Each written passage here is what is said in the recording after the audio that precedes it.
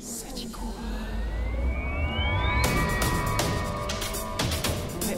Ça dit quoi? Ça dit quoi?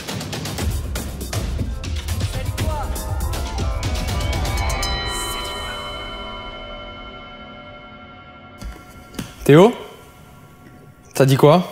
Ça dit que je suis trop content d'être là depuis le temps qu'on devait se rencontrer. Je me souviens qu'on avait commencé à se parler sur les réseaux sociaux parce que tu suivais Charles Rezois sur sa préparation physique. Et de Londres pour les JO de 2012, ouais. Exact. Et du coup, on avait commencé à parler comme ça et plusieurs années après, on se rencontre, donc c'est cool. Je suis content d'être là.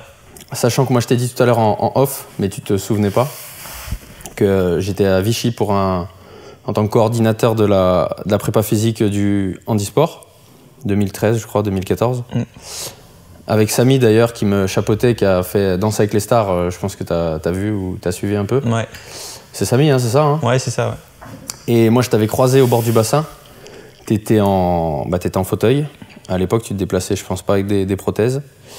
Et je t'avais repéré, et je crois que quelqu'un m'avait dit c'est un petit qui est prometteur.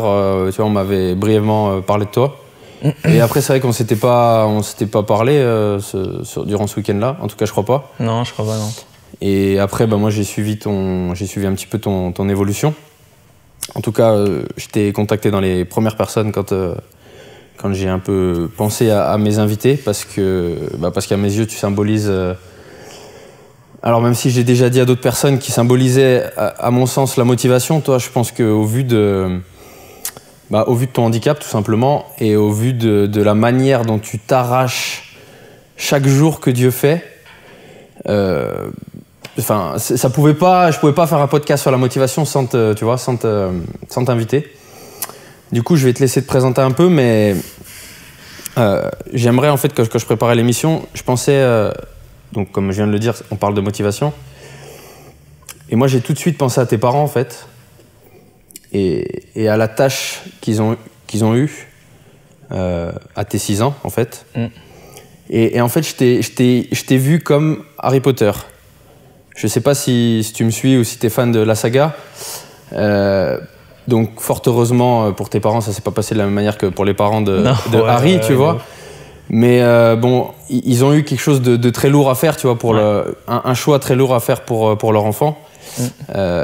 Et du coup, en fait, je me suis dit que tes parents ils t'ont un peu donné la vie 2 fois, tu vois. Ouais, carrément. Enfin, en tout cas, c'est ce à quoi ça m'a fait penser, puisque il y a eu la naissance, il y a eu ce choix de prolonger ta vie, ouais.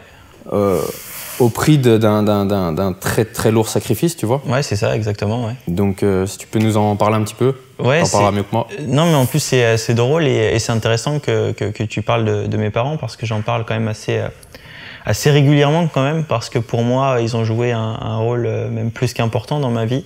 Déjà parce qu'ils m'ont donné la vie le 20 avril 2000, mais aussi parce que c'est eux qui ont pris la décision de m'amputer des 4 membres.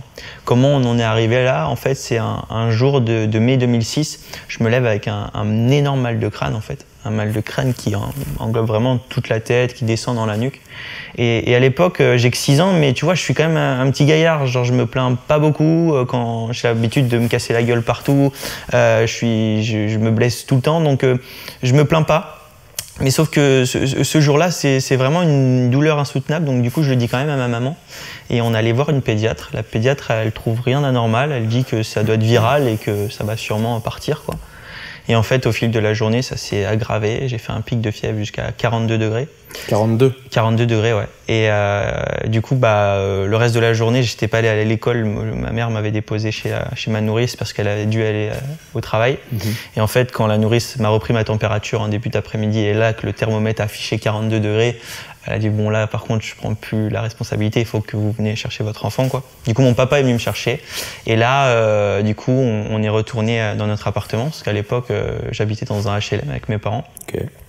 Et là mon père m'allonge sur le canapé, lui il taffe à côté sur le bureau, et sans aucune raison je me mets à convulser. Donc je vomis, j'ai les yeux qui commencent à partir en live, enfin voilà, je convulse tout simplement. L'avantage d'être dans ce HLM, c'est que je suis vraiment pas très loin de la caserne des pompiers. Du coup, les secours sont très rapides à intervenir, et c'est peut-être aussi ça qui m'a sauvé la vie. Mais il y a vraiment une personne qui m'a sauvé la vie ce jour-là, c'est la pédiatre urgentiste qui va me prendre en charge à l'hôpital de Lunéville à l'époque. qui va immédiatement diagnostiquer une méningite bactérienne. Grâce à quoi? Une prise de sang? Même pas, je sais pas exactement, parce que du coup, ce qu'il faut savoir, c'est que j'ai aucun souvenir de cette hospitalisation. J'ai aucun souvenir d'avant mon hospitalisation. Mais en fait, tout ce que je te raconte là, c'est mes parents qui m'ont raconté. Quoi. Mais la maladie, du coup, elle commençait à arriver aussi en faisant des petites taches noires sur tout le corps. C'est pour ça que j'ai des cicatrices maintenant. Ça s'appelle le purpura fulminant. C'est un truc qui va avec la méningite bactérienne. Et du coup, elle a réussi à le diagnostiquer directement. On m'a fait une ponction lombaire. Mes parents m'entendent gueuler dans l'hôpital alors qu'ils sont à l'autre bout de l'hôpital. Et là, du coup, la prise en charge, elle n'est plus du tout la même que ce qu'avait prévu la pédiatre le matin même, quoi. Donc, elle avait froidement annoncé le diagnostic à tes parents dès qu'elle l'a su, ouais. Immédiatement, parce que du coup, ouais, c'était une prise en charge très urgente et tellement urgente qu'en fait, l'hôpital de Lunéville ne pouvait pas me prendre en charge, quoi. Donc je suis transporté dans un plus grand hôpital à Nancy, à Brabois exactement, à l'hôpital d'enfants de Brabois. Et là, ça commence commence 5 mois d'hospitalisation en tout. Et là, on essaye tous les traitements possibles. Sans rentrer chez toi les 5 mois? Ah non, ouais, non, là c'est 5 mois. Donc déjà sur les 5 mois, il y a 2 ou 3 semaines de coma. On me met dans un coma artificiel à mon entrée à l'hôpital parce qu'ils savent pas quoi faire.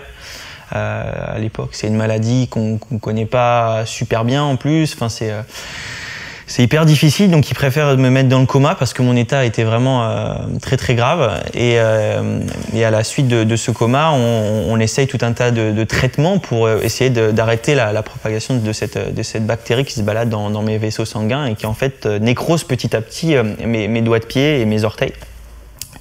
Et en fait, il n'y a aucun médicament, aucun traitement qui arrête cette putain de bactérie. Donc, tu connais, parce que moi je te coupe, tu connais le pourcentage d'enfants qui sont touchés par cette maladie? Je connais pas trop les chiffres, mais malheureusement, aujourd'hui, il y a beaucoup de personnes qui me contactent parce que leur enfant a été atteint d'une méningite. Il y a des personnes qui ont eu une méningite et qui n'ont rien eu du tout par la suite, donc aucun séquelle. Mais je connais aussi beaucoup de familles qui ont perdu leur enfant. Donc c'est à la fois touchant, mais aussi compliqué pour moi d'entendre ce genre d'histoire en fait voilà, ça me touche forcément et je me dis que dans mon malheur j'ai eu beaucoup de chance quand même. Et en fait après tous ces tests de traitement on décide, enfin mes parents décident après discussion avec les différents chirurgiens, les différents professeurs qui me suivaient, parce que là c'était toute une équipe, c'était pas un seul médecin qui était autour de moi, c'était toute une équipe. Mes parents ont dû prendre la décision de m'amputer d'une jambe déjà, parce que le médecin leur a clairement dit que si on m'amputait pas d'une jambe pour commencer, on me laissait encore quelques semaines à vivre. Donc forcément mes parents ont accepté, parce qu'à côté de ça je faisais un début de septicémie, un staphylocoque aussi, à force de faire des allers-retours au bloc. Et du coup c'était assez difficile, mais mes parents ont pris justement la décision qui m'a sauvé la vie plus tard, c'est l'amputation progressive, parce que du coup on m'a amputé dans un premier temps une jambe, ensuite l'autre jambe, ensuite un bras, et ensuite mon dernier bras, enfin le bras droit. Et du coup le jour où on a amputé le bras droit, la dernière amputation, la maladie s'est arrêtée. Instantanément? Pratiquement. En tout cas, la maladie a arrêté de progresser. Mais c'était pas la fin du tout de l'hospitalisation, parce que après ça, il fallait soigner les plaies, soigner les cicatrices que j'avais sur tout le corps, parce que j'ai les cicatrices là sur les jambes aussi. Mais j'ai beaucoup de chance aussi, parce que je connais des personnes qui ont la même chose, mais qui en ont sur le visage et tout. Moi, j'ai rien. Et on peut même dire que t'es beau gosse quand même. Les filles, je pense que vous êtes d'accord.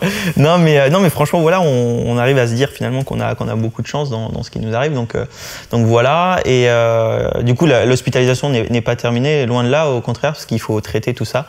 Tu te situes où là dans les 5 mois? Voilà, on est environ on a fait 2 mois, on a fait même pas 2 mois encore à l'hôpital, quoi. Et on va dire il y a un mois d'amputation en tout, pour 1 ou 2 mois d'amputation aussi quand même. Comme j'ai dit que c'était progressif. Mais en fait, le plus long après, ça a été de soigner les cicatrices, soigner les plaies.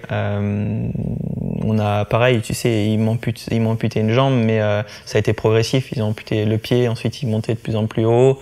Ils ont essayé de me sauver un genou. Ouais, non, ça n'a pas été. C'est pas sectionné, enfin, c'est pas coupé non, tu vois, directement. Ils sont montés, ils ont essayé de sauver le plus possible. J'ai failli perdre mon genou droit, mais les chirurgiens se sont battus pour pouvoir le garder. Et du coup, c'est pour ça que je faisais beaucoup d'allers-retours au bloc. Mes parents m'ont dit que j'avais entre 3 et 5 anesthésies générales par semaine. Donc du coup, j'étais un légume, hein. Je bouffais plus, donc du coup j'étais que sous perf, donc forcément j'ai perdu beaucoup de poids, surtout à 6 ans. Et finalement, voilà, je m'en suis sorti grâce à cette équipe de médecins qui était formidable.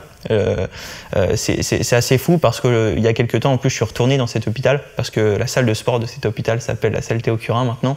Et en fait, j'ai aucun souvenir de tout ça, mais en recroisant des personnes, j'ai des flashs qui reviennent. Et il y a des personnes qui ont été incroyables avec moi, mais aussi avec mes parents, justement, comme tu as parlé de mes parents au tout début. C'est vrai que même pour eux, ça doit être. Honnêtement, tu vois, dans ce qui m'est arrivé, je pense que c'est même pas moi qui a souffert le plus. Je pense que ça a été mes parents. Et moi, j'ai une grande sœur. Ok, j'allais te demander si t'étais. Océane. Et elle a 3 ans de plus que moi. Et quand on se met à la place d'une... Elle avait quasiment 10 ans, elle était quand même déjà et t'imagines, en âge de comprendre pas mal de choses. Elle comprend, mais en fait, elle est quand même, entre guillemets, elle a quand même un regard hyper extérieur parce que quand je suis en réa, quand je suis hospitalisé au tout début, elle n'a même pas le droit de venir me voir. Et du coup, elle voit le truc, mais d'assez loin. Elle voit plus son frère. Elle voit de moins en moins mes parents aussi, enfin nos parents. Donc forcément, ça devait être horrible pour elle, quoi. Donc forcément, moi, quand je raconte mon histoire, j'aime bien dire que non, forcément, enfin, selon moi, les personnes qui ont le plus souffert sur le coup, ça a été ma famille. Parce que moi, voilà, j'étais sous médicaments, je me rendais pas forcément compte de ce qui était en train de se passer et ce que ça allait provoquer, parce qu'à 6 ans, tu sais pas trop ce que ça va, ce que ça va donner. Que pour ma sœur et mes parents, je pense que ça a été un peu plus compliqué, mais on a été très bien entourés, justement. Et je salue vraiment le travail extraordinaire que font les médecins, les infirmiers, enfin toutes les personnes qui travaillent dans les hôpitaux. Personnel soignant, c'est phénoménal. Franchement, pour moi, c'est des super-héros, ces gens-là. C'est des personnes, voilà, les chirurgiens ils sauvent peut-être des vies, mais les infirmiers, les personnes qui travaillent dans les hôpitaux, je sais même pas énoncer tous les métiers qu'il y a là-dedans, mais ils sont juste géniaux. Puis ils font entre guillemets le sale boulot, tu vois. Enfin, ils sont, en plus là, la vidéo, les gens le savent, on la tourne pendant la phase Covid. Ouais. Et du coup, on est quand même au fait à la fois des plaintes, du personnel soignant, et c'est vrai que. Bon, du coup, la première vague qu'il y a eu en mars, tu sais, il y avait les phénomènes d'applaudissements, auxquels moi, je reconnais ne pas avoir participé parce que on peut avoir un immense respect pour ces gens-là sans se mettre à un balcon et applaudir dans le vide. Carrément. En tout cas, c'est mon point de vue, mais c'est une petite parenthèse. Je suis d'accord. Et c'est vrai que là, on constate, on est sur la deuxième vague là, du Covid, et il y a déjà plus ces applaudissements, alors que le personnel soignant a affaire aux mêmes galères, peut-être même si on écoute les médias, pire. Ouais. Et c'est vrai que voilà, le personnel soignant, ils sont tous les jours dans ce que moi j'aime appeler la vraie vie, à savoir te lever et aider des gens au sens propre, quoi, à aller mieux, à avoir moins mal, à mieux supporter la douleur, à épauler les proches dans la peine aussi quand tu as des terribles nouvelles comme celles que tes parents ont eu à affronter, tu vois. Et c'est pour ça que, peut-être pour fermer l'introduction, moi je pensais que c'était déjà important de mentionner le courage de tes parents. Ouais. Parce que comme toutes les épreuves auxquelles on fait face, avant d'y être confronté, on ne sait pas comment on va réagir. Exactement, ouais. On s'y attend pas. Ouais. On ne fait pas des enfants en se disant que 6 ans plus tard, on va leur couper les 2 bras, les 2 pieds. Ouais.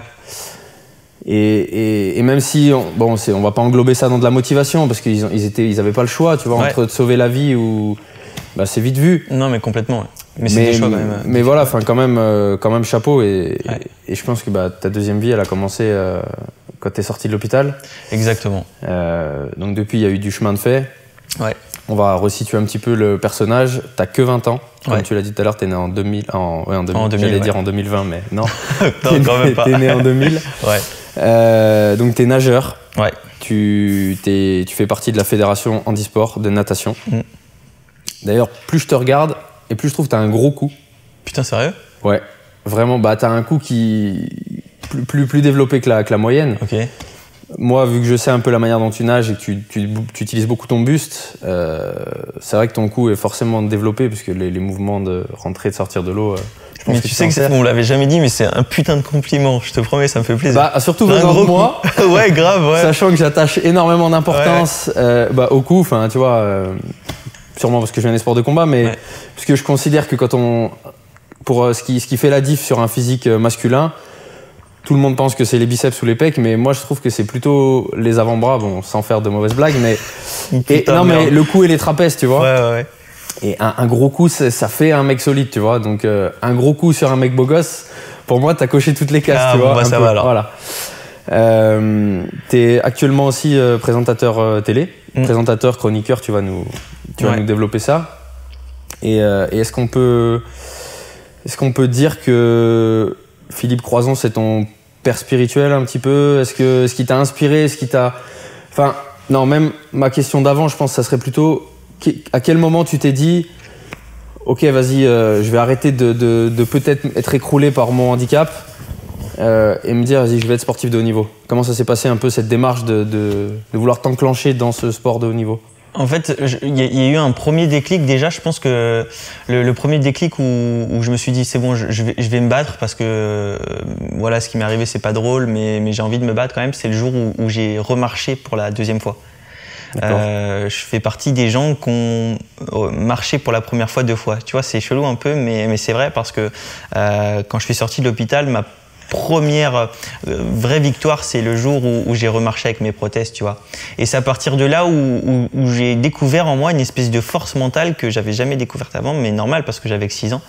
Mais j'avais eu cette hargne et cette niaque en fait de remarcher très très vite. Même les prothésistes et les médecins avaient vachement halluciné de la vitesse dont j'avais fait part au niveau de mes premiers pas et c'était juste incroyable. C'était des souvenirs juste complètement fous quoi. Et c'est à partir de là où je me suis dit bon, c'est parti. Donc, quel âge là? Et je vais me lancer 7 ans et demi.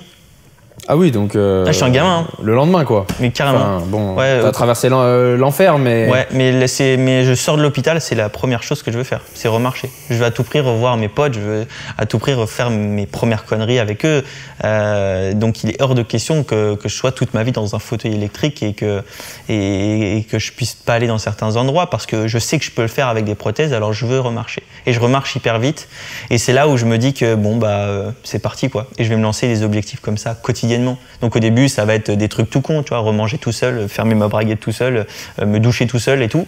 Mais un jour, ouais, je vais rencontrer Philippe Croizon, l'homme qui a traversé la Manche en étant amputé des 4 membres comme moi. Et ça va me motiver, me prouver qu'un mec qui a le même handicap que moi arrive à faire des choses exceptionnelles. Et il se fait qu'au moment où on se rencontre, il me dit qu'il va traverser la Manche en quelques temps. Et là, je dis, waouh, c'est incroyable, le mec, il a pas de bras, il a pas de jambes comme moi, et il va traverser la Manche. Mais moi, je me dis, jamais de la vie, je ferai un truc pareil, parce que déjà, j'ai la phobie de l'eau, quoi. C'est complètement fou quand je dis ça. Non, mais enfin, c'est un beau pied de nez, sachant que t'es nageur, quoi. Non, mais de ouf. Mais après, ça peut paraître un peu too much, mais vraiment, c'était une phobie. Mais j'insiste, enfin, j'exagère rien. C'était une phobie dans le sens où je me mettais dans des états pas possibles quand il fallait y aller avec l'école ou quand j'allais à la plage avec mes parents, des choses comme ça. Je supportais pas l'eau, en fait. T'aurais donc jamais fait de natation si t'étais resté valide? Jamais. Ça, j'en suis sûr. Ouais, ça, t'en es certain. Ça, j'en suis certain.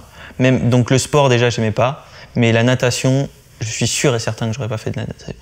Et en fait, un jour, on sympathise énormément avec Philippe. Il m'aide beaucoup même à accepter le regard des autres parce que j'avais beaucoup de mal avec ça au début. T'as quel âge quand tu le rencontres? J'ai 8 ans. Ok. C'est lui qui vient... il entend parler de toi Non, même pas. En fait, c'est ma maman qui a lu son livre pendant que j'étais hospitalisé, en fait. D'accord. Et quand je sors de l'hôpital, elle me raconte son histoire. Et moi, je lui dis, mais maman, il faut qu'on le rencontre, ce mec-là, c'est pas possible. Et du coup, on lui envoie une lettre. Enfin, ma maman lui envoie une lettre, elle lui écrit justement ce qui m'est arrivé et tout. Et Philippe, il va mettre énormément de temps à y répondre parce que ça le touche énormément, il n'arrive même pas à répondre à cette lettre, quoi. Et un jour, il prend son courage à deux mains, son mauvais jeu de mots, et il va m'appeler. Et enfin, il va appeler ma maman, et là, ma maman, je sens qu'elle saute partout dans la maison, elle court partout. Et là, je lui dis, qu'est-ce qui t'arrive? Et là, elle me passe Philippe, et puis là, c'est juste complètement fou. Au premier coup de téléphone, il y a quelque chose qui se passe entre nous deux et on finira par se rencontrer jusqu'au jour où je vais le voir à un de ses entraînements quand il préparait la traversée de la Manche. Et il me demande de le rejoindre dans l'eau à la fin de son entraînement. Et malgré mon jeune âge et ma phobie, j'ai beaucoup de fierté. Du coup, je vais dans les cabines, je mets mon maillot de bain, mon bonnet, mes lunettes. Et sur le chemin du retour, j'attrape tout ce que je peux, quoi. Des frites, des brassards, une bouée, une ceinture. Je ressemble plus à rien, en fait, parce que tellement t'avais peur de tellement j'ai te peur. noyer. Mais je prends vraiment tout ce que je peux au bord du bassin, mec. Et là, je saute dans l'eau et je suis pris de panique. Mais tu sais, une crise de panique, comme, je sais pas, les personnes qui aiment pas quand il y a trop de monde dans des endroits, ils tombent dans les pommes et tout. Tu vois. Les vraies phobies, tu et bah n'arrives pas à te contrôler en théorie. Et là, en fait, j'arrive pas à me contrôler. J'ai une montée de stress qui monte en moi et je me mets à trembler. Donc, du coup, je ressors immédiatement. Et là, je suis mais plus qu'énervé contre moi-même parce que j'ai pas pu prouver à Philippe que j'étais capable de faire comme lui. Et j'ai pas prouvé à mes parents qui étaient là aussi ce jour-là que malgré ce qui m'était arrivé, je relevais mes propres défis, quoi. Et là, c'était aller au contre de ma phobie. Du coup, quand je rentre chez moi, je demande à mon père de m'inscrire dans un club de natation. Et là, mon père, il me dit, putain, mais t'as pas vu ce que t'as fait là, chez Philippe, ça sert à rien. Il y a plein d'autres sports en plus qui sont adaptés aux personnes en situation de handicap. Tu trouveras autre chose, quelque chose qui te plaît plus. Je lui dis, non, papa, franchement, essaye de faire ça pour moi, inscris-moi dans un club de natation. Et il se fait qu'il y a un club de natation handisport juste à côté de chez nous. Et dans un premier temps, j'y vais avec mon papa et je reste 1 heure au bord du bassin. Je vais même pas dans l'eau. Je regarde les gens. Pareil, trop peur. Trop peur. Mais je me familiarise avec l'endroit, tu vois. Donc l'odeur du chlore, les éclaboussures, les trucs comme ça, jusqu'à un jour où je mets mes petits bouts de jambes dans l'eau, jusqu'au jour où je mets mes fesses dans l'eau. Tu sais, il y a des escaliers souvent dans les piscines, du coup je restais sur les escaliers pendant 1 heure, je bougeais pas, quoi.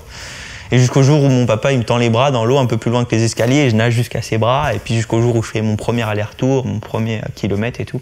Finalement, un apprentissage. Mais hyper progressif. Ouais, mais un apprentissage classique. Enfin, j'ai jamais appris à un enfant à nager, non, mais mais c'est vrai. Enfin, de ce que j'en vois ou de ce que j'en ai vu, ça se fait comme ça. Sauf que toi, ça s'est peut-être fait un peu plus tard que la majorité des enfants, je pense. C'est ça. Et du coup, je me familiarise de plus en plus avec cet élément qui me faisait pourtant si peur au début, jusqu'au jour où il y a un déclic qui se passe, parce que je me rends compte que la piscine, c'était le seul endroit qui me permettait d'enlever mes prothèses ou de laisser mon fauteuil au bord de l'eau, quoi. Je me suis dit, il n'y a aucun autre endroit ou aucun autre sport qui va te permettre de faire ça. Si tu veux faire du basket, tu vas faire du basket fauteuil, du coup tu auras ton cul dans un fauteuil. Si tu veux faire du tennis, ça sera pareil, ça sera dans un fauteuil. Enfin bref, il y aura toujours un aménagement, quoi. Et en fait, la natation, non, je me déplace comme n'importe qui, quoi. On n'a pas le droit d'aide en compétition, donc on doit se démerder avec ce qu'on a. Et du coup, je trouvais ça vraiment hyper intéressant, quoi. Et ça a fait un déclic dans ma tête et je me suis entraîné de plus en plus, jusqu'au jour où je fais ma première compétition. Et à ma première compétition, je me qualifie au championnat de France. Là, je me dis, putain, il y a quand même un truc à jouer, quoi. Et en fait, je m'entraîne justement pour préparer ces championnats de France un peu plus que d'habitude. Je m'inscris même dans un club de valides pour pouvoir nager encore plus que les créneaux. Fumer des valides ? Non, mais peut-être pas, parce que quand même mon handicap... Aujourd'hui, tu fumes des valides, je pense. Un valide, oui, qui sait... Pas un valide qui fait les jeux. Oui, mais un valide qui fait de la natation, voilà, peut-être. Mais un valide... Genre moi, tu me fumes. Bah, j'espère quand même, quoi. Tu nages beaucoup ou pas ? Je nage pas du tout. Enfin, depuis la fac, je nage plus. Oui, voilà, je pense que oui. Après, ça se peut sur un 25 mètres que tu mettes la douille parce que tu restes quand même hyper puissante et hyper sportive, donc voilà. Mais sur un 200. Tu penses que tu vas me battre alors ? Sur un 50 mètres. Je pense que. Dites-nous en com si ça vous chauffe un petit défi. Non, en vrai, ça serait cool. Théo. Franchement, moi, je pense que je le bats. Sur 50 mètres ? Non, je pense que je le bats pas. Non, franchement, sur 25, ça se peut. Ouais. Parce que justement, les mecs de ton gabarit, enfin voilà, les gros, tu veux dire ? Non, justement, les gros, t'es hyper musclé. Donc, les mecs qui sont hyper musclés sur un 25 mètres, c'est des machines de combat. Rien que si tu pousses sur le mur comme un bœuf avec tes cuisseaux, tu sors largement après les drapeaux et tout. Donc, sur un 25 mètres, ça peut être serré. Après, sur un 50 mètres, je pense que je peux j'ai vu dans une vidéo sur YouTube avec Thibaut InShape. Ouais. Que tu le bats ? Ouais. C'était sur un 50 du coup ? Non, là c'était un 25 mètres. Et Thibaut, il était vraiment nul. Hein. Thibaut, je suis désolé si tu vois cette vidéo, mec, mais franchement, t'étais vraiment pas très très bon en natation quand même. moi, je pense que pareil, il faut faire la revanche, hein, parce que je trouve qu'il a une grande gueule, hein, quand même. Hein. Donc moi, je vais lui fermer. Puis Thibaut, si tu vois la vidéo, bah, faut lui fermer sa bouche aussi. Hein. Non, mais putain, tu vois, c'était justement la vidéo avec Thibaut aussi. C'était sympa de pouvoir se lancer des petits challenges comme ça. J'aime bien. De toute façon, t'es compétiteur. Voilà. Du coup, je t'ai coupé dans ton élan de. Et donc, du coup, tu te qualifies pour les championnats de France. Je me qualifie pour les championnats de France. Je m'entraîne vraiment de plus en plus. Et là, c'est les championnats de France. Je fais champion de France sur 50 mètres d'eau. Bah voilà, premier championnat de France, champion de France. Ouais, sur 50 d'eau. Et là, je me dis, je sais ce que je veux faire plus tard. Mais dès la médaille d'or, je me dis, je veux être champion paralympique. Je veux faire les Jeux paralympiques. Ok, t'envisageais déjà les Jeux? Direct. Je dis, j'ai fait une médaille d'or sur ces championnats. Je veux faire une médaille aux Jeux. Je veux aller aux Jeux, quoi. Et du coup, c'était pas possible de réaliser ce rêve en m'entraînant 3-4 fois par semaine. Donc du coup, j'entends parler d'une structure à Vichy qui me permettrait de nager 2 fois par jour, enfin faire du haut niveau et du sport-études, donc c'est-à-dire associer à la fois l'école et le sport en haut niveau. Et en 2013, je pars de chez mes parents. Personne n'aurait cru ça parce que j'ai toujours été un peu le... Donc 13 ans? Ouais, 13 ans. Et personne n'aurait cru ça dans le sens où je suis toujours un peu dans les jupons de ma maman, toujours un peu peur de tout et pas encore autonome à 100% à cause de mon handicap. Et du coup, les gens, ils me croyaient pas quand je leur disais qu'à la rentrée, je partais à Vichy pour pouvoir faire du sport en haut niveau à 500 km de chez mes parents. Et en fait, je suis parti. Je suis parti et il a fallu que je me débrouille. Donc du coup, je suis devenu autonome, mais 100 fois plus vite que si je serais resté chez mes parents, tu vois. Comme à chaque fois qu'on est obligé de faire quelque chose, on y arrive au final. Mais que ce soit même pour une personne valide, dès que tu sors de chez papa maman et que tu as un appart et que tu dois te faire à manger, de machin, les trucs, tu deviens autonome et c'est là où tu deviens entre guillemets un homme ou un adulte, quoi. Un grand, quoi. Un grand. Et moi, ça m'a permis de sortir de ma zone de confort, mais au-delà du sport, vraiment dans la vie en général, parce que forcément, je mettais un peu plus de temps, parce qu'il fallait que je me débrouille pour nettoyer mes prothèses, même si j'avais du monde à Vichy qui m'aidait au quotidien. Parce que tu étais dans un crêpe, hein. Voilà, j'étais dans un crêpe de Vichy. Et du coup, à partir de septembre 2013, je deviens un police, donc je rentre dans le pôle France handisport de natation à l'époque, avant que ça devienne une académie privée. Donc statut de sportif de haut niveau. Statut de sportif de haut niveau et je m'entraîne comme un malade, 2 fois par jour. Et tu te concevais, toi, tu avais déjà à 13 ans cette conceptualisation de je suis un athlète de haut niveau avec ce que ça incombe en termes d'hygiène de vie, je pense l'ambition de réussir, ça tu l'avais parce que sinon tu n'aurais pas intégré cette structure, mais tu avais déjà un peu comme on le connaît aujourd'hui, tu sais, avec le lifestyle, sur la diète, l'entraînement, tout ce que, moi de ce que je vois quand je te regarde sur Insta et tout, je pense que ça tu t'y astreins aujourd'hui. Tu en avais déjà conscience à 13 ans? Peut-être pas sur tout, notamment sur les sacrifices qu'il fallait faire en fait pour devenir un sportif de haut niveau. Être sportif de haut niveau, c'est pas... Sachant que tu en avais déjà fait un, à savoir quitter tes parents du coup. Comment? Tu en avais déjà fait un de sacrifice? Oui, voilà. Il y avait celui-là, c'était, je pense, un des plus gros sacrifices. C'est sûr. Mais les autres sacrifices, c'est refuser d'aller chez des amis les week-ends parce que tu as des compétitions, parce que faut pas que tu sois trop fatigué, parce que le lundi matin, il faut que tu te lèves à 5h30 parce que tu as entraînement à 7h, tu dois être dans l'eau. Donc non, forcément, c'est pas mal de petits sacrifices comme ça. Il y en a plein d'autres. On a parlé de diète. Donc forcément, quand tu es ado, tu as envie de te taper tous les McDo possibles et imaginables. Quand tu es un peu plus grand, c'est te mettre des grosses caisses avec tes potes tous les week-ends. Forcément, je me suis mis des caisses, mais beaucoup moins qu'un ado de mon âge aujourd'hui. Je suis beaucoup allé moins en boîte de nuit. J'ai fait beaucoup moins de sorties qu'un mec de mon âge. Mais j'ai pas souffert de ça. Au contraire, je pense que ça m'a permis de vivre entre guillemets autrement que la génération entre guillemets. Même si parfois ça me tentait de sortir les week-ends ou même les jeudis soirs. Tu sais, quand tu as 18-19 ans, tu as envie de sortir un peu avec les grands. T'as connu les phrases « Ah, mais amuse-toi, c'est bon, c'est pas grave ». Évidemment. Les phrases qui foutent la mort, enfin moi en tout cas qui m'ont foutu la mort tu dois connaître pendant... ça, oui, mais... Ouais, mais vas-y, mais amuse-toi, mais c'est pas une vie. Ou c'est juste une bière. Ouais, c'est juste une bière, c'est juste 2 chips. Ta race, c'est pas juste. C'est ça. Tu vois, c'est ça, plus ça, égal je rate ma compète, égal je prends du gras, égal je serai pas en forme. C'est ça. Et ça, les gens, ils ont du mal à le comprendre, tu vois. Exactement. Et non, en vrai, et je pense que tu peux le dire mieux que personne, valide ou handisport. Et moi, comme j'ai dit tout à l'heure, je suis quand même, enfin, j'étais au fait de ça parce que c'est aussi pour ça qu'on m'avait contacté pour instaurer un peu plus de rigueur dans la prépa physique du handisport, qui était encore jusqu'à quelques années un petit peu aléatoire. Enfin voilà, certains athlètes en tout cas n'avaient pas trop cette conscience-là. Ouais. Et je pense que, enfin, la rigueur en tout cas, qu'on soit valide ou non valide, ça ne change rien. Il faut une rigueur de tous les jours. Et du coup, ça me fait penser que tu t'expliques un peu aux gens comment sont déterminés les handicaps. Je crois que tu es S5, c'est ça? Ouais. Et parce que je t'avoue que moi, comme je t'ai dit, donc même quand j'étais un peu dans le milieu, j'avais du mal encore à le comprendre. Je crois même que certains athlêtes, vous avez du mal à piger. Donc je sais pas si tu peux m'expliquer un peu. Pour expliquer en fait entre guillemets facilement ces histoires de catégories, bah, évidemment on est classé par catégorie de handicap dans le paralympisme. Donc il y a 10 catégories en natation, de S1 à S10, S comme swimming. S1 c'est les handicaps les plus lourds, donc ça va être par exemple une tétraplégie hyper importante, donc le mec il va faire que un 50 mètres avec un bras, tu vois, un truc comme ça. Et S10 c'est les handicaps les plus légers, donc ça va être une amputation sous le genou, une jambe un peu atrophiée, enfin voilà. C'est pas les handicaps visuels aussi ou les choses Alors comme ça?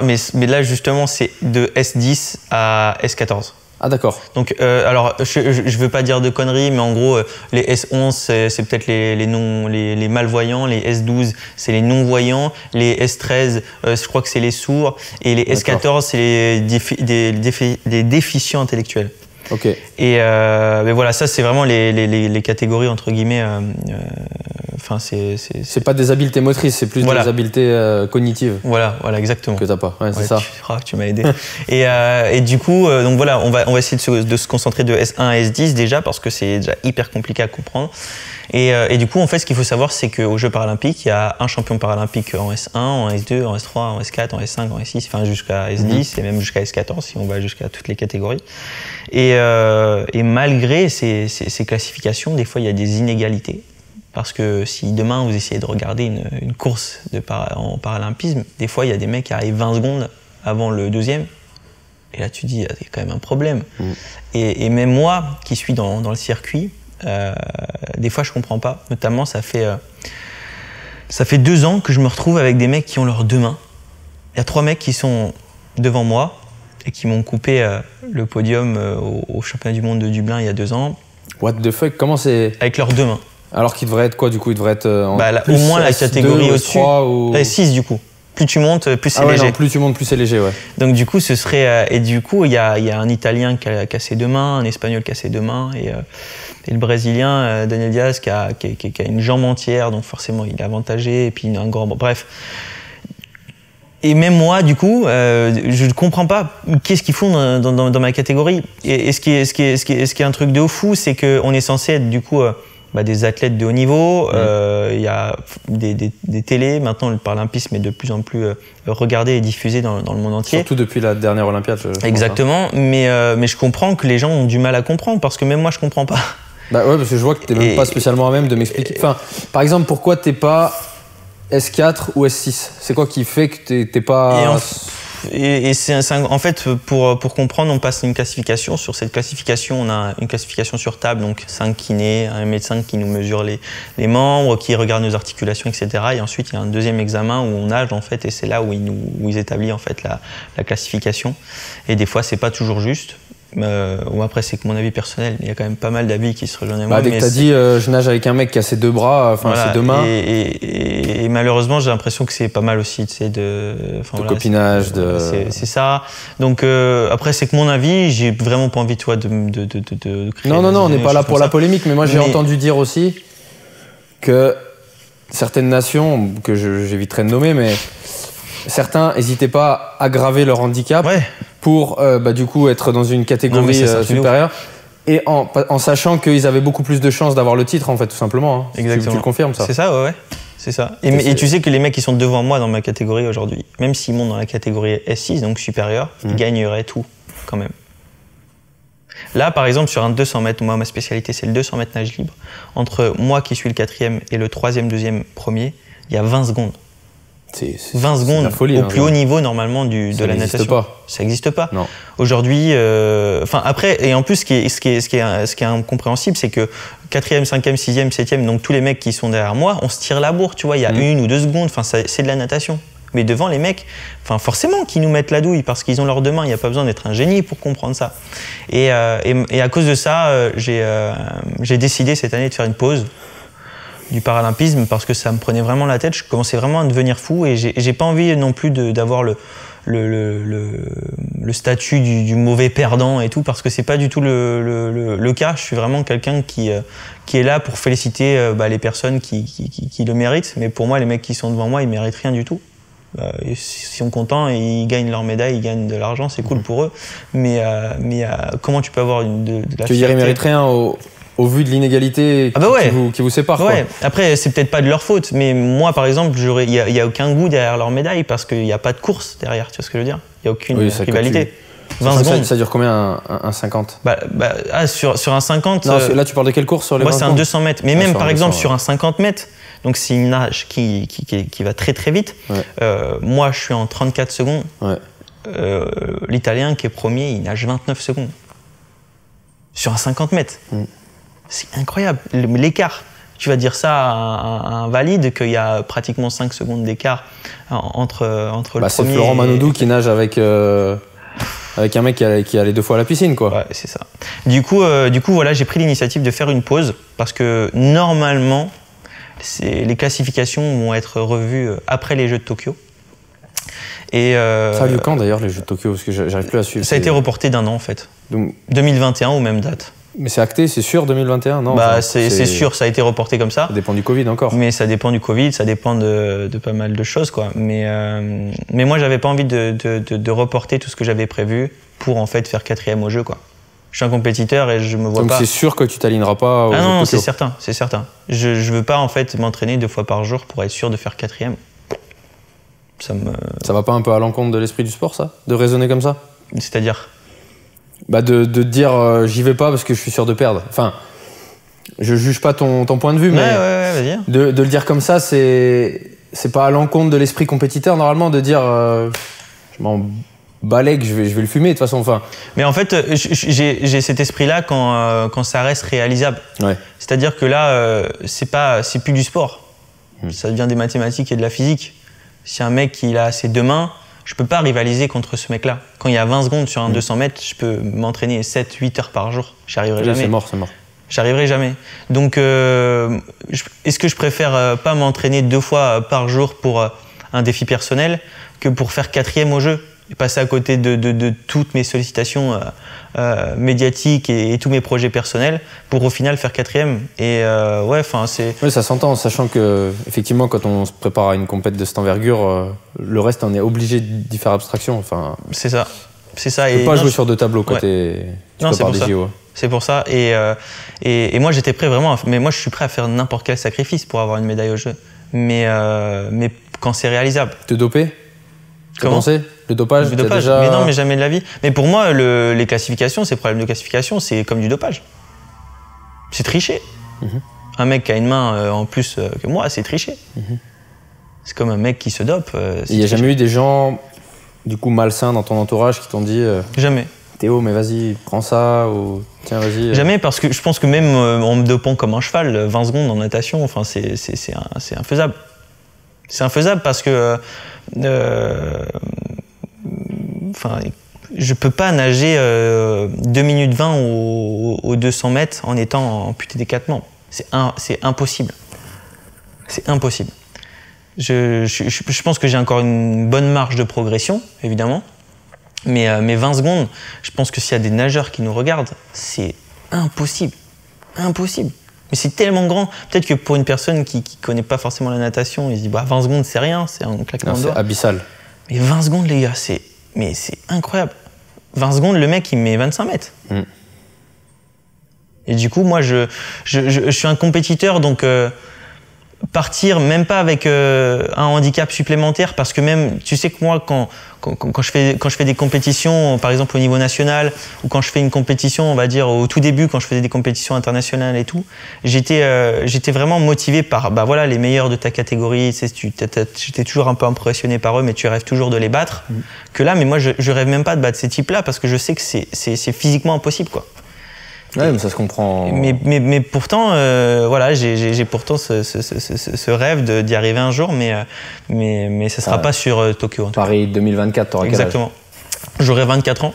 Tu vas faire comme toutes les stars du sport. Tu vas annoncer ton comeback. Je sais pas, j'espère, franchement, honnêtement, j'espère que ça va changer, ces problèmes de classification, pour pouvoir revenir à Paris 2024. Et faire mon comeback, comme tu dis, mais justement, je suis quand même un compétiteur, et j'ai besoin de ce rapport avec l'eau quotidiennement. Et c'est pour ça que je me suis lancé mon propre challenge, j'ai écrit mon propre défi.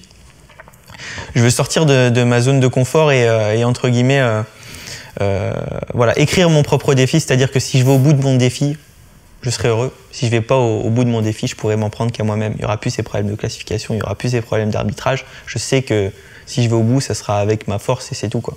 Et ce défi, en fait, c'est de traverser dans un an, en novembre 2021, le lac le plus haut du monde. C'est le lac Titicaca, au Pérou.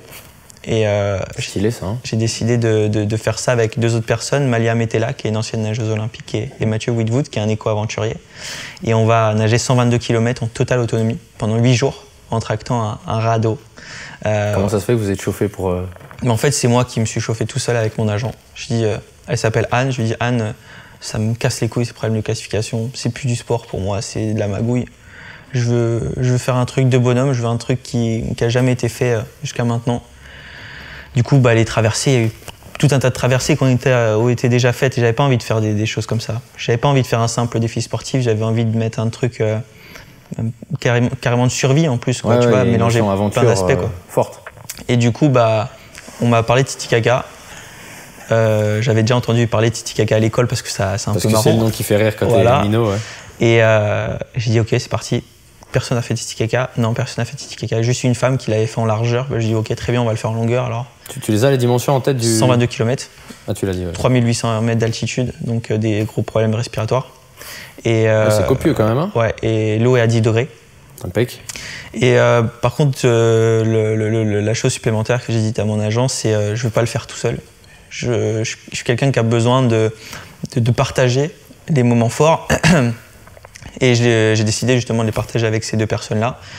Et en écrivant l'histoire, on a rajouté le côté survie en disant qu'on va se débrouiller tous les 3 pendant 8 jours, parce qu'on pense mettre 8 jours à traverser ces 122 km, déjà parce que on va avoir des difficultés pour respirer, on va avoir des difficultés avec le froid, et la difficulté supplémentaire, c'est ce radeau qu'on va devoir tracter à la nage, à la force de nos bras et de nos jambes. Et ce radeau, du coup, c'est là où on va dormir la nuit, c'est là où on va se nourrir le midi et le soir. Et, très stylé. Hein. Et du coup, donc quoi, donc chasser? Non, vous partez avec des rations peut-être? Non, on part avec des rations avec de nourriture lyophilisée en fait. Ok. Mais l'aspect qu'on rajoute aussi, c'est l'aspect écologique, parce que Mathieu Whitwood, c'est un éco-aventurier, donc il a dit ok, je me lance dans ce défi avec toi, mais par contre moi je rajoute ma patte d'écolo. Donc du coup, on va pas se permettre de mettre 50 sachets de bouffe lyophilisée pour les jeter plus tard. Donc là, on travaille avec des boîtes pour avoir de la nourriture lyophilisée, mais en vrac. Le bateau, enfin le radeau est construit par EDF, et on va le construire avec que des matériaux recyclables ou recyclés. Tout un tas de choses comme ça. On est vraiment en train de charbonner dessus pour faire le truc le plus simple possible, et aussi le radeau le mieux pour nous, parce qu'il faut pas qu'il pèse 500 kilos non plus, parce que sinon on va mettre 3000 ans à traverser ce lac, mais il faut que ce soit donc confortable aussi. Il n'y a pas de pagaie, c'est pas du tout... non, c'est vraiment que de la natation. En gros, tu imagines un kayak avec deux flotteurs de chaque côté. Ouais. Et entre le kayak et le flotteur, il y aura des filets. Okay. Et sur les filets, il y aura des tentes qu'on posera la nuit. Un filet genre comme un catamaran en fait. Ouais, exactement. Et sur le filet, tu mets une tente la nuit. D'accord. Et tu dors là. Vous avez demandé à qui de concevoir ça? À Elon Musk? Non, c'est EDF, c'est des ingénieurs d'EDF, okay. C'est un partenaire. C'est du haut vol quand même. C'est du sur-mesure en plus, c'est jamais fait. Et c'est ça qui est excitant, moi je trouve ça assez fou de partir de rien Tu vois, on est parti d'un coup de fil à mon agent en disant je veux pas faire les Jeux de Tokyo, mais je vais me lancer mon propre défi. Et aujourd'hui, on est en train de se demander, mais on va faire quoi de notre caca en fait sur le radeau pendant 8 jours? On va en faire quoi? C'est ça les meilleurs trucs en vrai, c'est d'avoir l'idée de te dire je le fais et les problèmes, bah, tu les gères au fur et à mesure. C'est ça. De toute façon, tu sais pas et comme tu dis, tu peux pas t'en référer à des gens qui l'ont déjà fait avant toi. Ça n'a jamais été fait, donc et en plus, c'est toi l'instigateur du projet, c'est ça, hein, vraiment. Hein. Ah ouais, c'est ça. Et on a écrit au début que tous les deux. On s'appelait pendant le confinement justement. On a commencé à écrire sérieusement ce défi. Et puis chaque jour, on se rappelait putain, faut qu'on mette ça en plus, faut qu'on fasse ci, faut qu'on fasse ça. Vous êtes chauffé petit à petit. Et à un moment donné, je dis je veux pas le faire tout seul. Donc du coup, vas-y, tu penses à qui, tu penses à ça. Et puis à un moment donné, voilà, on a eu Malia et Mathieu, et ils ont accepté. Et c'est parti et c'était juste incroyable. Et là, c'est acté, vous pouvez plus reculer. C'est acté, on commence à s'entraîner, tu vois. Là, j'ai vu sur Insta, t'as mis vous entraînez un peu ensemble. On s'entraîne en eau libre. Moi, je fais de la prépa physique à côté. Ils font de la prépa physique aussi de leur côté. Et on se fait des calls quasi toutes les semaines pour avancer sur le projet. On fait justement des calls avec les ingénieurs pour le radeau parce que c'est hyper précis. On peut pas non plus arriver là-bas avec un truc tout pourri et avec un minimum de confort non plus parce que il faut qu'on se réchauffe sur ce radeau, il faut qu'on fasse tout un tas de choses dessus donc non, c'est incroyable et c'est hyper excitant, tu vois, de partir de rien et d'écrire petit à petit l'histoire, quoi. Et personne du staff ingénieur sera avec vous sur place pour régler des problèmes éventuels? Il y aura peut-être la personne qui va construire le radeau qui sera là au moins au départ. Mais le but du jeu, c'est qu'on soit en totale autonomie tout le long. Donc on aura quand même un bateau de surveillance pas très loin de nous. Ça va être notre repère aussi parce que sur 122 km, tu peux pas fixer un point. Donc en gros, on va suivre tout simplement l'équipage. Il y a des bêtes un peu énervées dans ce lac ou... Il y a une putain de bête énervée. C'est quoi? Des grenouilles géantes, mec. Des grenouilles géantes? Je crois qu'elles font plus d'1 mètre. N'hésitez pas à aller voir sur internet. Grenouilles Titicaca, ça fait flipper, mec. D'ailleurs, sont venimeuses? Je sais pas, mec, déjà elles font 1 mètre. Ah, ça fait peur. Hein. T'imagines, t'as une grenouille d'1 mètre qui passe sous toi? Pas trop. C'est-à-dire que sans mes prothèses, elles sont encore plus grandes que moi. Je t'avoue que j'imagine pas trop. Non, mais c'est incroyable. C'est complètement fou, quoi. Ah, c'est fou, mais c'est beau. Enfin, d'une, pour un mec qui avait la phobie de l'eau. Ouais, non, c'est ça. De deux, pour un mec qui a 20 piges. Normalement, à 20 piges, on sort de boîte à 6 du mat, on en a rien à branler de la vie. Enfin, bon, c'est péjoratif de schématiser comme ça, mais et toi, tu es déjà dans des consciences écologiques. Tu te confrontes à l'inconnu, donc tu vas te créer de l'expérience, une expérience de malade mental, ce qui fait que moi j'ai 33 ans, on a 13 ans de différence. J'ose même pas imaginer quand tu auras mon âge, ta biographie elle sera sur 3 tomes, quoi. Non mais je pense, t'imagines, je sais pas si tu as des fois un peu cet orgueil de te dire putain j'ai déjà fait tout ça quand même. Non, franchement pas vraiment. Non, tu me poses pas de questions, tu roules, quoi. Ouais. Non, franchement, je me retourne pas trop sur ce que j'ai déjà réalisé, tu vois. Certes, quand c'est un peu... Enfin, tu vois, je reste hyper positif, mais ce serait archi faux de dire que ma vie, elle est hyper simple, que je me lève chaque matin en me disant « ouais, c'est trop cool et tout ». Non, des fois, j'ai des petits coups de moins bien, donc c'est à ce moment-là où des fois, je me retourne sur ce que j'ai déjà réalisé en me disant « putain, t'as fait ça, donc tu peux te permettre de te lever ce matin et d'aller à l'entraînement ». Mais non, franchement, je suis pas trop comme ça. Et je pense que c'est ce qui me permet de chaque jour me donner de nouveaux objectifs. Là, je vais faire Titicaca dans 1 an et peut-être que ça sera autre chose dans 5 ans, dans 10 ans. Et j'espère. Franchement, j'espère. C'est sûr. J'espère, mais il faut pas croire que j'ai peur de rien parce que je suis un grand trouillard. Tu vois, on parle de la frayeur de l'eau et tout. J'ai plus peur de l'eau, mais j'ai hyper peur de comment ça va se passer à Titicaca. Moi, quand je nage dans un lac, aux entraînements, je ferme les yeux. Parce que j'aime pas. Parce que le fond, tu maîtrises pas. Non, tu vois, non, parce que tu sais, putain, à un moment donné, tu vois une ombre au fond de toi, enfin au fond du lac, tu te fais des films.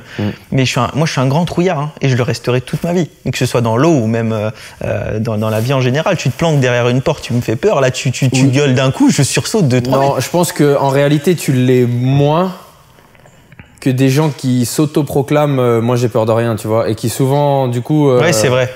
Enfin, ouais, on est d'accord, ouais. En général, quand on est honnête sur quelque chose, c'est que on a un peu le contrôle sur cette chose-là. Tu vois, quand on a du recul. c'est bien connu, les grandes gueules, c'est pas toujours les plus courageux, c'est pas toujours les plus vaillants. Et toi, tout ce que tu fais là, c'est assez fou, tu vois. Et encore une fois, parce qu'au final, ce qui est cool, c'est que je sais pas combien de temps ça fait qu'on parle, mais on a quasiment pas parlé de ton handicap. Ouais. Et souvent, ça me fait penser à une anecdote. À l'époque, donc je t'avais dit que je coachais des gens en situation de handicap, des gens en fauteuil qui venaient là, qui sont en équipe de France d'escrime en l'occurrence, la personne à laquelle je pense. Et un jour, il venait en voiture. Et un jour, je le vois arriver sur le parking de la salle, mais je vois pas sa voiture. Et spontanément, mais vraiment sans blague graveleuse que je pourrais faire, je lui dis, t'es venu à pied ? Et juste après, je me suis senti gêné. J'avais envie de me rentrer sous le sol tellement j'avais honte, tu vois. Ouais. Ah, putain, excuse-moi, désolé, vraiment, je voulais pas dire ça. Et tout de suite, il m'a dit, mais attends, mais oui, moi, je suis venu à l'équivalent de à pied pour toi. Je suis venu en fauteuil, en transport en commun, et souvent, moi, j'ai rencontré beaucoup de gens en situation de handicap, et ils m'ont toujours dit, on en parle, enfin, ne sois pas désolé si tu fais une phrase que toi tu penses gênante ou. Ouais, c'est ça, ouais. Et parce que je pense que l'idée c'est de pas constamment renvoyer les gens à leur handicap. Enfin, et du coup là je me rends compte qu'on n'en parle même pas de ton handicap. Ouais. C'est assez fou en réalité. Alors je parle à quelqu'un à qui manque ses 4 membres, mais on n'en parle pas. Et quand on entend ton récit, à quel moment on se dit mais attends, le mec il lui manque 2 bras, 2 jambes. C'est vrai. Après je pense parce que c'est loin. Ouais. Ça fait longtemps. Mais il y a des fois où t'as des périodes un peu dark et où t'es plus Théo Curin, un peu la star des réseaux et le mec qui a le vent en poupe, et t'es juste un mec qui galère dans sa vie de tous les jours, ou t'as encore un peu ça ou pas trop ? Honnêtement, déjà, socialement, je pense que, comme tu le dis, mon handicap, il s'oublie quand je suis dans un groupe de personnes. Je pense que même mes potes, ils pourraient te le dire, parce que je pense que la plupart des personnes qui me côtoient au quotidien, ils font même plus attention à mon handicap, alors que c'est quand même un handicap relativement lourd. Mais moi, je suis très positif, j'ai toujours la banane, et enfin voilà. Mais évidemment que parfois, mon handicap, il me fait chier, hein. L'été, quand j'ai mes prothèses et que mes prothèses elles me montent pratiquement jusqu'à mon calbut et qu'il fait 40 degrés dehors et que je transpire comme un porc, c'est pas agréable. Porter des prothèses au quotidien, c'est pas agréable, hein. On marche, mais c'est quand même douloureux parfois. Des fois, t'as des abcès, t'as des petits bobos et ça fait chier. Mais je pense que je relativise tellement que j'oublie en fait la douleur, les moments un peu compliqués, quoi. Tu relativises, c'est-à-dire tu le mets en opposition avec de te dire j'aurais pu mourir en fait, ou c'est ça, tu relativises comme ça ou... Moi je me dis que j'ai de la chance. Ça me fait penser à, j'ai vu en préparant l'émission une interview que t'as donnée sur YouTube où t'as dit en gros je remercie pas mon handicap mais presque. Ouais. C'est vrai ça. Ouais, c'est sincère, hein, parce que comme on l'a dit tout à l'heure, j'aurais pas eu ma maladie, je serais pas nageur.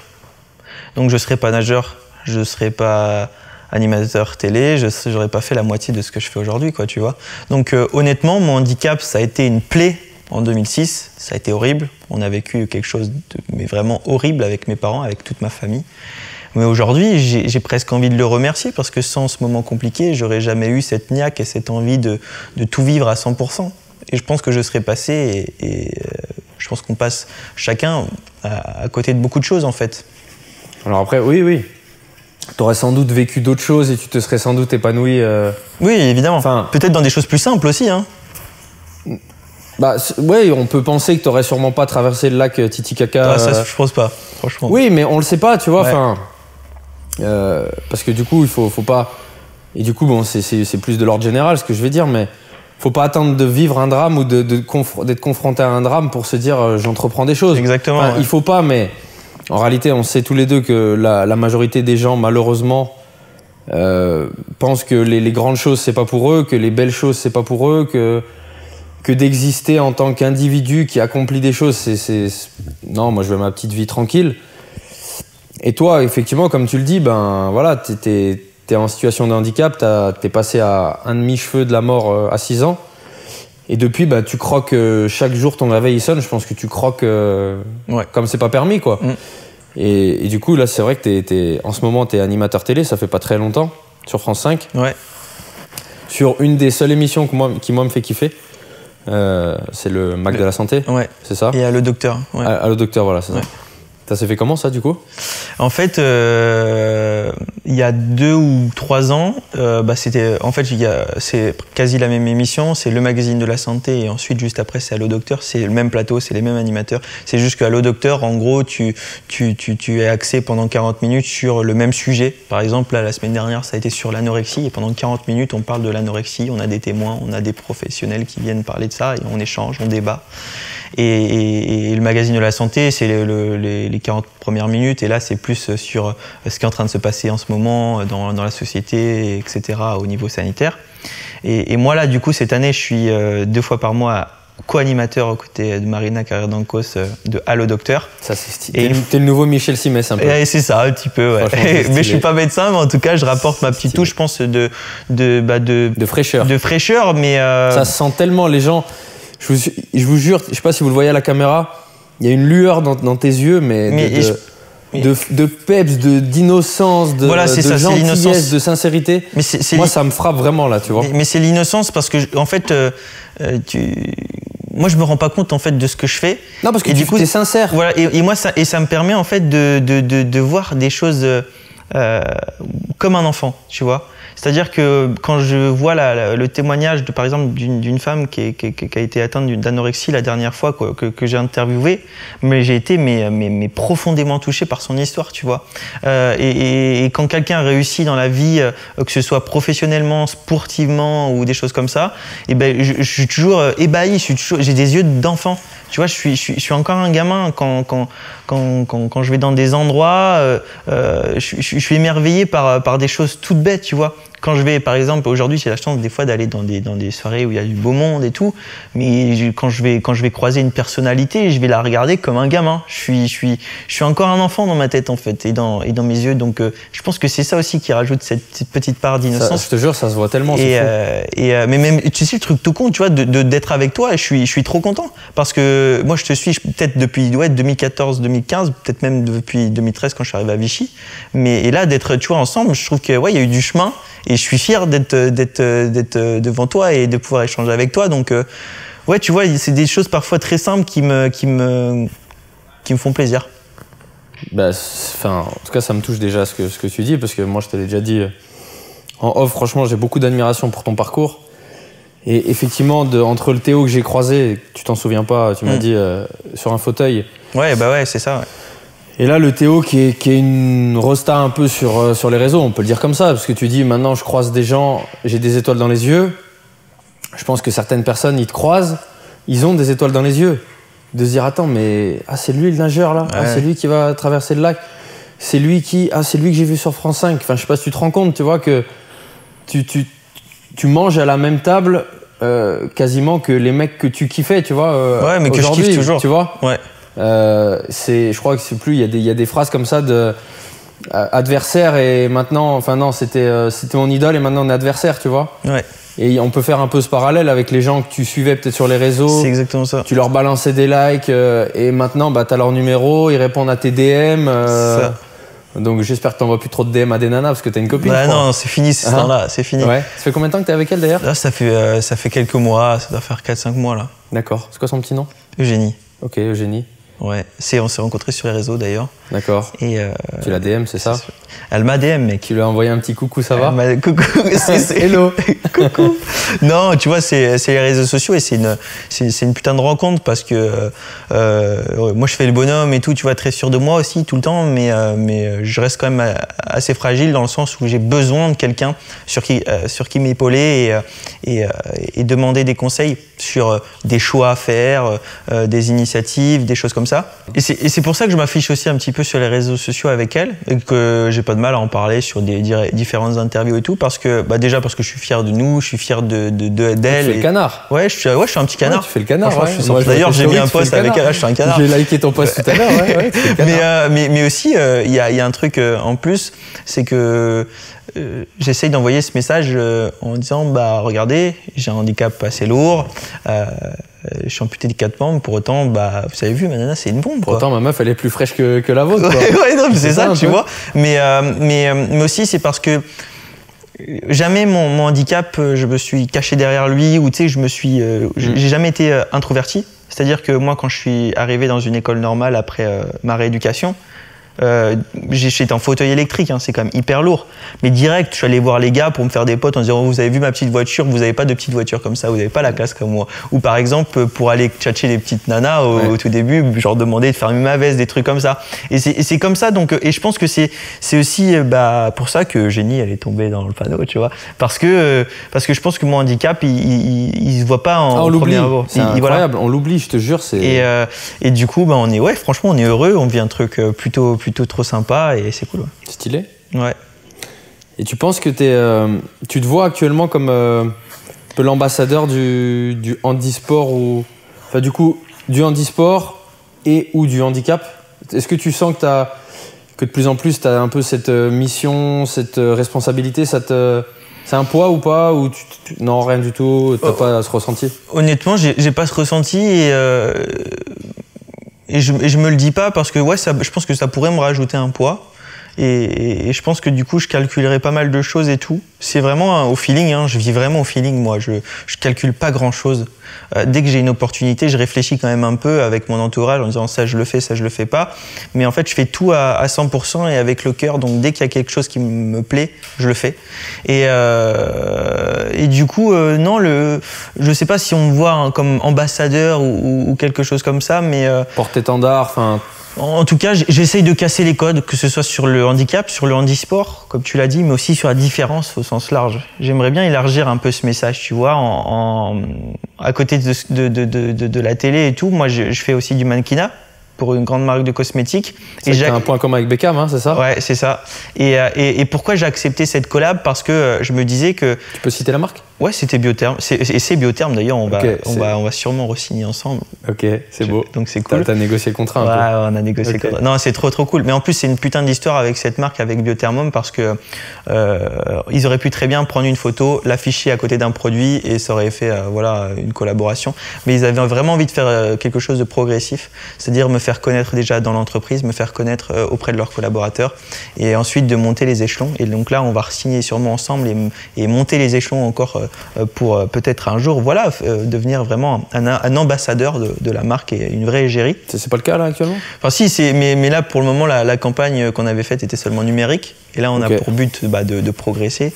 Et 4x3 dans tout Paris. Allez, soyons fous. C'est ça. Non mais enfin en tout cas on est en train de réfléchir à la suite tout simplement et c'est juste trop cool. Et pourquoi j'ai accepté cette collab, j'en reviens, c'est parce que j'ai envie de passer ce message pas que sur le handicap et le handisport mais sur la différence en leur disant putain regardez, je suis amputé des 4 membres, j'ai des cicatrices pratiquement sur tout le corps, ça peut être moche, il y a certaines personnes ça se trouve qui trouvent mon corps moche, mais en tout cas moi j'accepte mon corps, je le trouve plutôt beau et je pose devant un objectif et je pose pour la plus grande marque de cosmétiques pour hommes au monde et la même marque que David Beckham. Et ce message, j'ai envie que ça revienne dans toutes les oreilles des personnes qui n'ont pas confiance en elles, tu vois. Parce que, tu vois, ça se trouve, j'en suis sûr que tu le vois à travers les réseaux, mais peut-être aussi à travers des clients qui souffrent de leur corps, de leur différence. Mais c'est des trucs tout cons. Il n'y a aucun client qui démarche un coach, moi ou un autre. Voilà. En te disant qu'ils veulent se retaper le corps, mais c'est toujours pour guérir quelque chose de plus profond, tu vois. C'est ça. Et du coup, que ce soit au niveau de leur corps, mais aussi c'est des petites différences. Parfois, ça va être des taches de rousseur, ça va être je me sens trop grand, je me sens trop gros, je me sens trop noir, je me sens trop blanc. Mais putain les gars, mais utilise ta différence pour en faire ta force. Et ça, c'est vraiment mon credo. Et pour moi, c'est pas une phrase bateau, c'est fait de ta différence une force. Et pour moi, cette phrase, elle est vraiment hyper forte. Et moi, j'y crois vraiment très très fort. Et du coup, j'ai accepté cette collaboration pour faire passer ce message à travers cette campagne. Ouais. Et j'espère que ça marche. Tu te mens pas dans le sens où tu le fais vraiment, c'est ça, tu le fais dans ta vie de tous les jours, quoi. Avant la prochaine question, je suis en train de penser que je t'ai demandé d'emmener un objet. Ouais. Tu l'as là, j'espère? Ouais, je te le montre? J'aimerais bien. Allez, je te le montre. Tu me le montres et peut-être montre-le aussi à la cam. C'est pas un sac, hein, c'est pas un sac, vous inquiétez pas. Je crois que je vois ce que c'est. Il y a une histoire en fait. Ok. Il y a une histoire, c'est pas... Donc comme vous pouvez le voir, c'est une médaille. D'argent. qui vient des championnats du monde de Mexico qui avaient eu lieu en 2018. C'est marqué 2017, mais en fait, je peux l'avoir? Ouais, 2017, c'était où il y avait l'année, tu sais, des tremblements de terre à Mexico. Okay. Du coup, ça avait été décalé de quelques mois. Et du coup, c'est une médaille de vice-champion du monde sur 200 mètres nage libre. Voilà. Et j'en avais gagné une autre sur ce championnat, sur le 100 mètres. Donc j'avais fait sur 200 mètres et 100 mètres médaille d'argent. Et pourquoi j'ai ramené cette médaille, en fait, c'est parce qu'elle est très très chère à mes yeux. C'est peut-être même, je pense, la médaille qui m'a le plus rendu fier dans ma petite carrière. Pourquoi? Parce que 5-6 mois avant cette compétition, ces championnats du monde, je sors d'un supermarché. Je me casse la gueule en glissant. J'essaye de me rattraper avec mon bras. Et là, mon bras, il explose. Fracture de l'humérus, c'est quasi ouvert, il y a du sang partout. Bref, c'est la merde. Et il s'agit que c'était le vendredi et le samedi, c'était les qualifications pour ces championnats du monde. Oh fuck. Et là, je suis dans l'ambulance. Je pleure, mais toutes les larmes de mon corps, comme une grosse merde. Et là, les pompiers me disent, il y a quelqu'un à contacter, donc je suis à Vichy, donc je peux pas appeler mes parents. Je dis, bah ouais, normalement c'est mon coach, mais là, si j'appelle mon coach pour dire que je suis dans une ambulance la veille de notre départ pour les championnats de France qui étaient qualificatifs pour les championnats du monde, je vais me faire exploser, quoi. Du coup, je veux même pas qu'ils appellent mon coach. Et du coup, bah, ils appellent pas mon coach, mais ils appellent l'intendant du Krebs. Du coup, l'intendant du Krebs vient, et sans me demander, il appelle Fabien, donc mon entraîneur à l'époque. Ça fait 7 ans qu'on s'entraîne ensemble avec Fabien. Et là, il y a mon entraîneur qui vient et c'est un sanguin, mon coach, tu vois. Il cache pas ses émotions, donc il essaye de cacher son émotion, tu vois. Il a envie de t'incendier. Non, mais il est énervé, mais même pas contre moi. Il est énervé contre ma malchance. En fait, je suis un peu un chat noir. En plus, il m'arrive un peu toutes les couilles qui puissent exister, tu vois. J'ai plein mais j'en ris en fait au quotidien. Mais un jour avant, quoi. Je sors d'un centre commercial. Pourtant, je fais n'importe quoi. Je fais de l'acrobranche une semaine avant. Je sais plus ce que j'avais fait, du wakeboard. Tu fais de l'acrobranche? Ouais, je fais de l'acrobranche. Pareil, les mecs, quand ils me voient arriver, ils disent mais qu'est-ce qu'il fait là, lui? Bah, en fait, non, je dois faire de l'acrobranche. Moi, j'en ai jamais fait. J'ai l'impression que je vais être nul. Mais non, mais tu vois, bref, je faisais toutes les conneries du monde avant les compétitions. Et là, je sors d'un centre commercial la veille du départ et je me pète le bras. Et du coup, là, je vois dans les yeux de mon entraîneur mais tellement de haine, mais en la situation, en fait, même pas contre moi. Et du coup, bah voilà, le verdict il tombe, bah voilà, fracture de l'humérus, je suis bloqué, j'ai le bras dans une attelle pendant plusieurs semaines, pendant plusieurs mois, je m'entraîne pas et tout. Et le jour où je peux reprendre l'entraînement, bah mon entraîneur il m'annonce que je suis quand même sélectionné pour les championnats du monde parce que j'ai fait les Jeux paralympiques l'année d'avant. 2016. Voilà. Et du coup, il y a beaucoup d'émotions, mais mon entraîneur il me dit par contre on va pas là-bas pour faire acte de présence, quoi. Donc, où on y va et on s'entraîne comme des bœufs, il nous reste pas longtemps, mais on s'entraîne comme des porcs. Soit on n'y va pas et on sera plus fort l'année d'après. J'ai dit, bah non, on y va. Et du coup, on s'est entraîné, mais comme des malades, et on décroche 2 médailles d'argent là-bas. Stylé. Ouais, je comprends mieux, du coup, c'est pas une vulgaire médaille, quoi. Mais non, et c'est une médaille que c'est 2 médailles, parce que j'ai la même pour le 100 mètres nage libre. C'est une médaille que je dédie à 100% à mon coach. Et Fabien, il a été, je dis il a été parce que du coup là, moi comme j'ai déménagé sur Paris pour pouvoir préparer Titicaca, il me suit plus au quotidien, même s'il me suit un petit peu à distance. Mais il a été, je pense, c'est grâce. Ce qui t'a inculqué toute ta carrière. Mais 100%, 7 ans. Tu nages avec, quoi. 7 ans, donc c'est avec lui que j'ai fait mes premières grosses compétitions. C'est grâce à lui que j'ai fait mes médailles et tous mes résultats. Donc c'est lui qui m'a permis de devenir un bon nageur. Mais c'est lui qui m'a permis aussi de devenir un homme parce que certes, il y avait mes parents qui m'ont inculqué beaucoup de choses. Mais au quotidien, à Vichy, c'est lui qui me donnait des coups de pied au cul quand j'avais pas envie d'aller à l'école et envie de nager. Il n'avait pas besoin de m'engueuler. On se connaissait très bien et il me connaît même mieux que moi, c'est-à-dire qu'aux entraînements il sait mieux, mais il connaît mieux mes limites que moi et c'est ça aussi qui a fait que j'ai fait des résultats très, très rapidement parce qu'il m'a fait aller dans des retranchements que j'aurais pas été capable d'aller tout seul, quoi. C'est la fameuse alchimie coach. C'est ça, et ça a marché et j'ai eu beaucoup de chance de tomber sur un un coach comme lui dès le Si début. demain tu te réengages pour une Olympiade où tu feras appel à lui, j'imagine, Ouais. du coup, sans Ouais, hésiter. complètement. Ouais. Ouais. T'as des trucs au quotidien un peu des tips que par exemple tu pourrais un peu partager avec les gens sur quand t'as des petites baisses de motive ou quand t'as des coups de mou, il y a des trucs auxquels tu te raccroches, des choses auxquelles tu penses qui te font dire l'instant d'après oh, ferme ta gueule et vas-y. Bah, comme je dis, c'est je repense un petit peu à déjà ce que j'ai déjà accompli auparavant, mais aussi à mes rêves. Comme quand on vient de parler on vient de dire que je suis un gamin encore dans ma tête et dans mes yeux, mais je suis un gamin aussi parce que je suis un très grand rêveur. Et j'ai l'impression, et c'est dommage, il y a beaucoup d'adultes qui rêvent plus à partir d'un certain âge. Et moi, ça me fait chier de voir, par exemple, mes parents ou certaines personnes qui rêvent plus. Ils se disent pas, putain, un jour, j'aimerais faire ci, j'aimerais faire ça. Alors que moi, je suis un grand rêveur, donc c'est ce qui me permet de me remotiver quand j'ai pas envie de faire certaines choses ou de me lever les matins ou de surmonter un moment compliqué. Et ces rêves, ça me permet de franchir ces moments-là. Donc, ouais, mes tips, ce serait ça, repenser à ces rêves, à ce qu'on a déjà accompli auparavant, mais aussi à penser à ces rêves. Ce que je trouve dommage, c'est que on a tous des rêves au fond de nous. Sans déconner, on a tous des rêves, que ce soit dans le sport, que ce soit dans le chant, que ce soit dans le monde professionnel, que ce soit. Et des fois, tu vas peut-être tu vas avoir les couilles de le dire, par exemple, en repas de famille, ton rêve. Dire, putain, moi, un jour, mon rêve, c'est de devenir champion paralympique.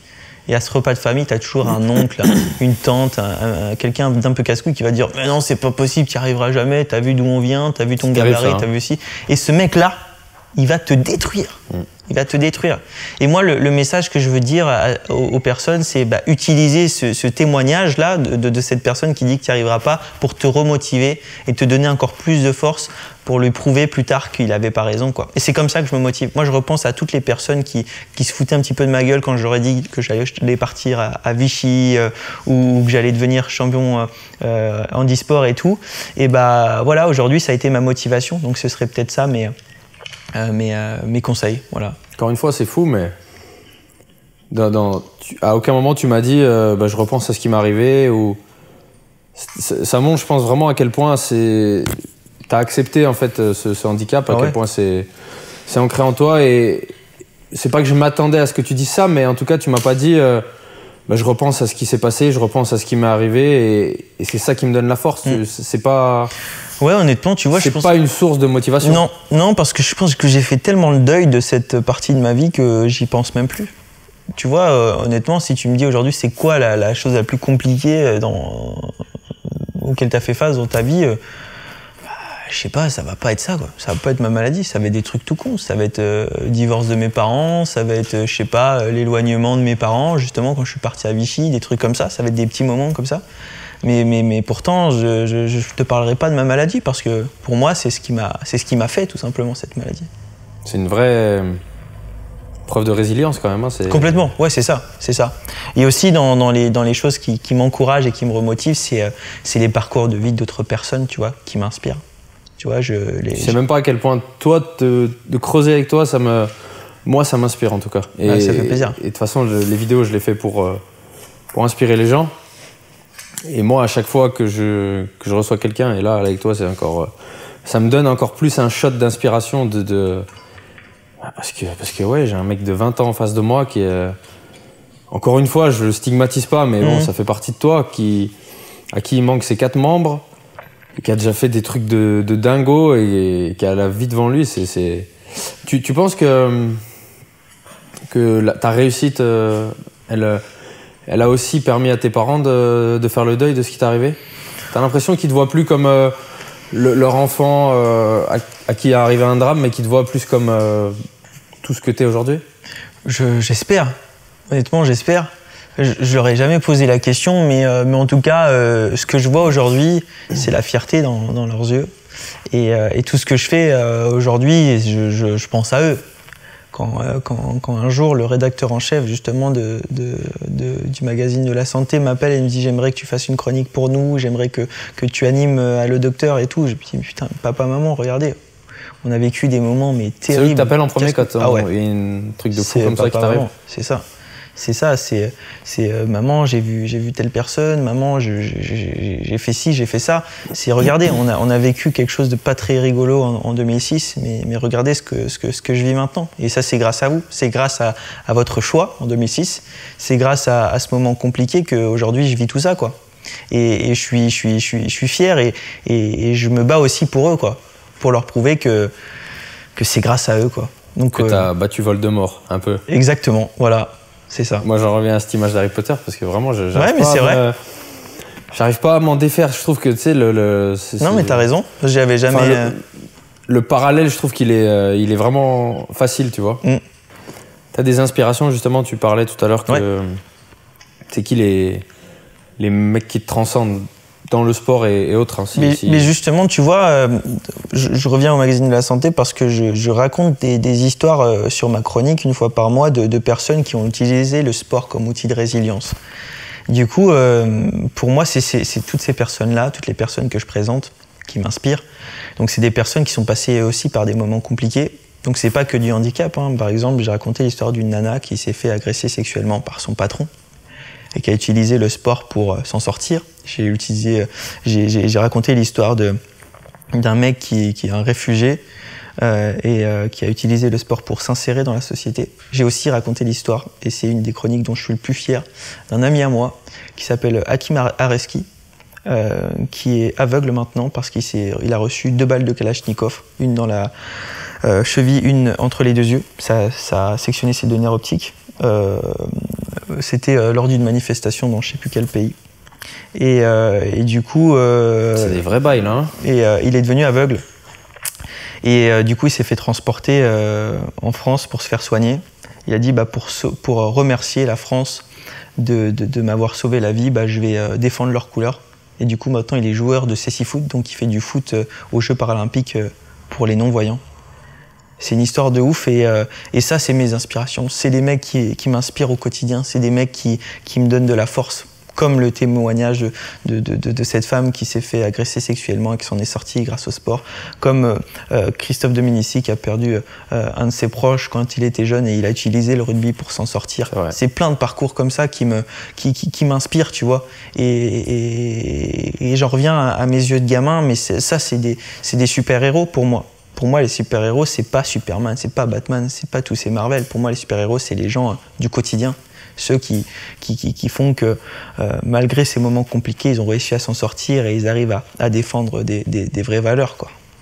T'as un truc à rajouter ou quelque chose sur lequel t'es frustré que je t'en ai pas parlé ou je t'ai pas emmené sur un sujet ou... Non, moi franchement, ce que j'insiste à chaque fois, sur le point que j'insiste à chaque fois, et on l'a déjà abordé, c'est les rêves. Pour moi, c'est primordial parce qu'une personne qui rêve plus, c'est malheureux. Donc le message que je veux faire passer, c'est quoi qu'il arrive, quoi qu'il puisse vous arriver, croyez en vous, croyez en vos rêves. Franchement, c'est ce qui va vous permettre de surmonter n'importe quoi, que ce soit un handicap, une maladie à la con, un cancer, la perte d'un proche, un divorce. Les rêves, ça permet de surmonter. J'espère pas tout sur la même personne, parce que ça fait là, beaucoup, franchement, ça ferait beaucoup quand même. Tu lui as changé la gueule quand même. Putain, ouais. Là, ouais, faut intérêt à rêver de genre. Non, mais voilà, faut croire en ses rêves. Comme a dit Churchill, si tu traverses l'enfer, continue. Exactement. Je crois que c'est un peu ça. Hein. Ouais. Non, c'est ça. Ce que t'as fait, enfin, ce que tes parents ont fait pour moi. Je crois que je vais reformuler des remerciements encore une fois. Non, franchement, c'est moi. C'était vraiment, vraiment ouf. J'aimerais encore qu'on approfondisse plein de choses, franchement. En tout cas, merci vraiment Théo. Merci à toi, je suis très fier d'avoir honoré mon invitation sans même réfléchir ou quoi que ce soit, me dire je verrai parce que je suis très pris. Ça mérite d'être mentionné aussi parce que parfois, voilà, en tout cas, je sais que certaines personnes avec la notoriété ont vite fait de faire des manières et toi, c'est pas du tout ton cas. Donc vraiment merci pour l'inspi que tu me donnes franchement tous les jours sur Insta. Donc si vous suivez pas Théo sur Insta, Théo Curin, tout de suite, maintenant, like, enfoiré. Sinon, je viens de casser ta bouche. Et voilà, franchement, merci beaucoup. Encore une fois, je me répète. Merci à toi. J'espère que tu iras au bout de tous tes rêves. J'espère qu'il y en a plein d'autres encore Ouais. dont tu m'as pas fait part. Que après le lac Titicaca, je suis déjà persuadé que tu as une autre idée un petit peu qui germe. Sauf si d'ici là, tu es ministre des Sports ou, Non, ou franchement. présentateur du JT de TF1. Peut-être. Il n'y avait pas Dis Pernod pas qui- non parce que Ouais, c'est vrai. Pernod, il arrête. Donc voilà. En tout cas, merci beaucoup. Merci à toi. Théo. Franchement, c'est un grand plaisir d'être là et je suis très honoré aussi. Et ça m'a fait plaisir de te rencontrer. J'espère vraiment que vous avez kiffé Théo autant que moi je l'ai kiffé. Vous connaissez la rengaine, je compte sur vous pour mettre des coms, pour poser des questions à Théo. Je pense que tu t'engages à répondre à toutes les questions. Ce sera un plaisir. Voilà, donc posez plein de questions à Théo, balancez du com, balancez du partage. Merci pour l'écoute, merci à Fitness Boutique, mon partenaire. Et à très vite sur Ça dit quoi.